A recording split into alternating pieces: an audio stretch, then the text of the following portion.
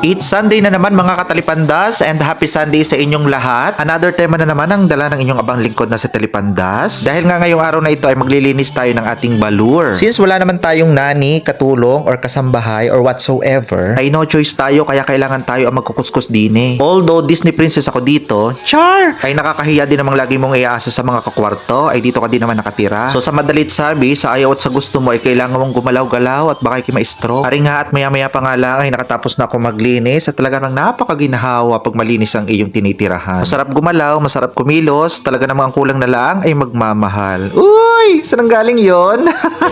So ngayon guys, nakapaglinis na ako ng aming bahay. So pwede ko na kayong i-house tour. Kaya naman, tara na! Sugurin natin ang bahay ko. So yan ang bahay namin, mga katalipandas. So pagpasok na pasok mo pa lamang ay makikita mo na agad ang aming receiving area. Meron kaming sofa, meron kaming yung mga entertainment, may ano tawag dito? Speaker, may laptop, meron kaming TV, meron kaming water dispenser. Ibalik natin dun sa may pinto kung saan tayo pumasok kanina. Sa katapat nung main door, nandito yung aming toilet. Yan, tama-tama, kalilinis ko lang kanina. Yan ang aming toilet.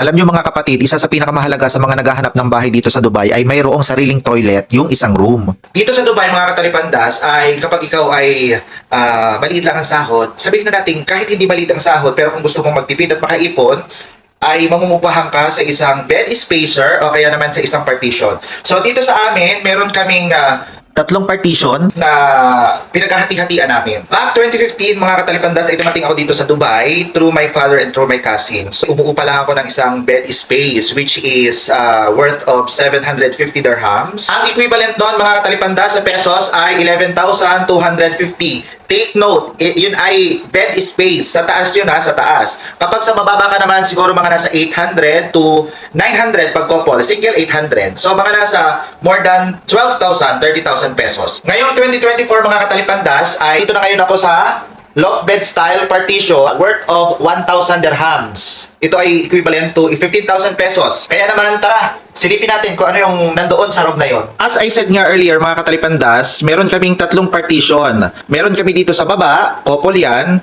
Tapos doon ako sa kabila. Tapos dito sa may bandang kanan, available yan, bakante ito. So naghahanap kami ng isa para mag-join sa aming munting bahay dito sa Dubai.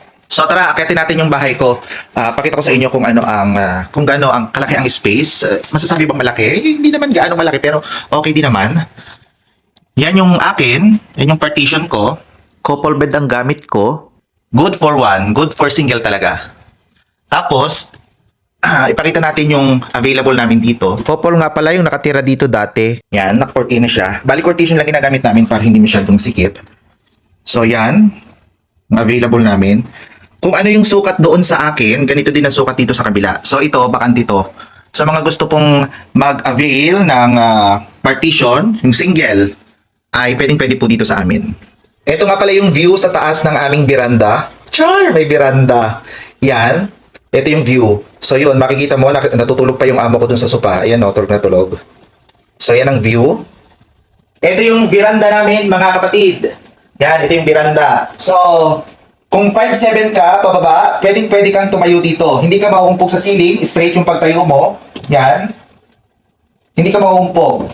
Malayang-malaya ka. Maayos na makakagalaw ka pagbaba. Pakita ko sa inyo mga kapatid kung paano umakyat. Medyo OA, paakyat lang ipapakita pa. Pero hindi, para lang malaman nyo na comfortable ang pag-akyat dito sa amin. Hi! So ayun nga, pag-akyat nyo dito mga kapatid ay straight body kayo, hindi nyo kailangan yumuko. 5'7 ako, meron pangkawang dito sa may ceiling. At syempre, komportable kayo makakapaglakad papunta doon sa kabilang partition. Ganon din naman ang pagbaba dito sa hagdan. Meron din kaming balcony na kung saan pwede tayong mag-sampay. So ito guys, ang aming balcony. Yan, tamang-tama, kalalaba ko lang. So yan yung view dito sa labas ng balcony namin. Sa balcony namin, sorry. So ito yung sinampay, ito yung sampayan. Pwede magsampay dito. Pwedeng tumambay din kayo dito kung gusto nyo. Kaso mainit, hindi kayo makatambay dito. Ba't tatambay pa kayo dito sa labas? Meron naman tayong sofa doon sa loob. Yan, so ito naman yung view papasok ng bahay galing sa balcony. Labas naman guys, meron tayong common kitchen. Yan, ito yung common kitchen natin. 3 kwarto ang maghahati-hati dito. Merong 4 gas burner, so don't worry kasi makakapagluto. Meron tayong free na washing machine. Pag sinabing free ay provided mismo ng nagpapaupa. So yun lamang guys, at kung naghahanap kayo ng love bed partition, meron kaming isang available dito. Ilalagay ko ang contact number at saka ang location kung saan nyo pwedeng puntahan at i-view ang aming available love bed partition. Bye!